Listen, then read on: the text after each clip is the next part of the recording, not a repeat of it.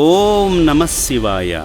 కన్నవారంటూ ఎవరూ లేని అనాథులకు సాయం చేయాలనే మంచి ఆలోచనతో హైదరాబాద్ మియాపూర్ నుండి అమ్మా నాన్న అనాథాశ్రమానికి విచ్చేసిన ఎన్ ధర్మభిక్షం లక్ష్మీ దంపతులు, వారి కుమారుడు రాజేష్ గారు, వారి కుటుంబ సభ్యులు శివయ్య సేవలో, శివపుత్రుల సేవలో తరించారు. తొలుత ఆలయానికి చేరుకున్న ఈ శివబంధువులు భక్తి శ్రద్ధలతో శ్రీ పుణ్యలింగేశ్వరుణ్ణి దర్శించుకున్నారు. వారి పేర్లపై, వారి గోత్రనామమైన కౌండిన్య గోత్రంపై ప్రత్యేక పూజలు నిర్వహించుకున్నారు.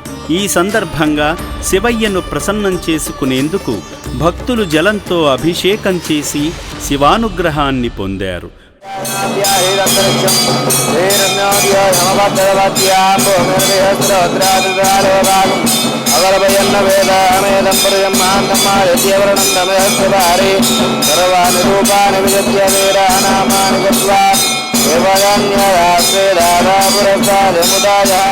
పూజా కార్యక్రమంలో భాగంగా అర్చకులు స్వామివారిని పూలదండతో అద్భుతంగా అలంకరించి కర్పూర నీరాజనం సమర్పించారు.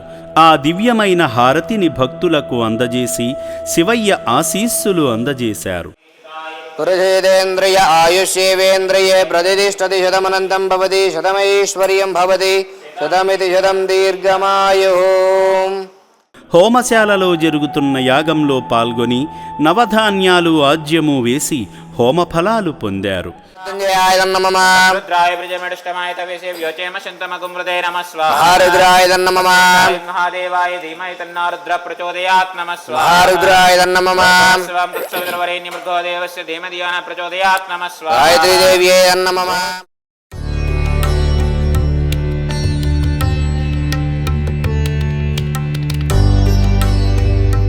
ఆశ్రమ ప్రాంగణంలో నిర్మిస్తున్న నూతన శివాలయ నిర్మాణ పనులలో భాగమై ఇటుక సాయం చేసి పుణ్యకార్యంలో భాగమయ్యారు.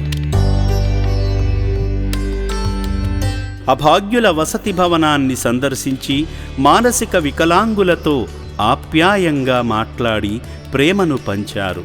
సేవా మార్గంలో భాగంగా సేవామూర్తి శ్వేతాగారి తరపున వారి భర్త రాజేష్ గారు అభాగ్యుల అన్నదానం నిమిత్తం శక్తి కొలదీ సాయం చేసి మానవ సేవే మాధవ సేవ అని చాటారు.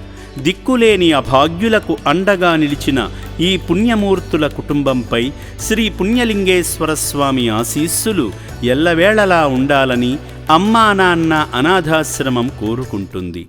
ఇక్కడ ప్లేసు ఎంతో విశాలంగా కన్వీనెంట్గా ఉన్నది.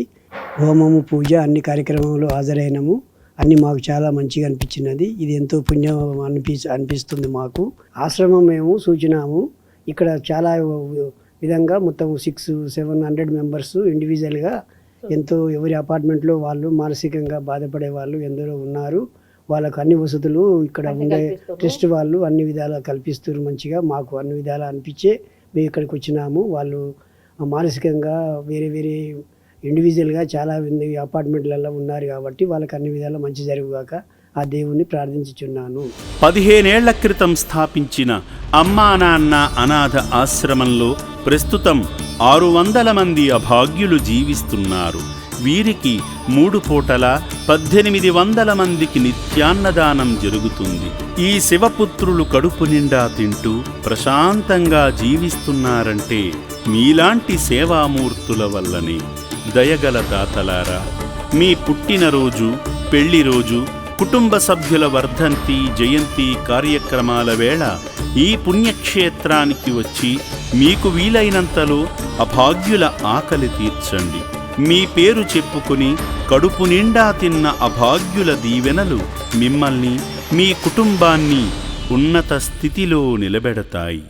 దాతలకు, సేవామూర్తులకు విన్నపం: ఈ అభాగ్యుల పట్ల మీ దయాహృదయాన్ని ఈ వీడియో చూడటం వరకే పరిమితం చేయవద్దని మనవి. ఈ అనాథుల అన్నదానం కోసం విరాళాల రూపంలో అయినా, బియ్యము, పప్పు, కిరాణా రూపంలో అయినా సాయం చేస్తే పుణ్యం పొందినవారవుతారు.